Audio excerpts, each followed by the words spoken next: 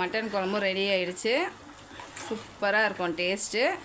பட்டை லவங்கம் சேர்த்துக்கோங்க. 1 ஸ்பூன் சோம்பு சேர்த்துக்கோங்க. பச்சை மிளகாய், கருவேப்பிலை, சின்ன வெங்காயம் ஒரு 150 கிராம் சேர்த்து, ஒரு 2 ஸ்பூன் இஞ்சி பூண்டு விழுது, தக்காளி சேர்த்துக்கோங்க.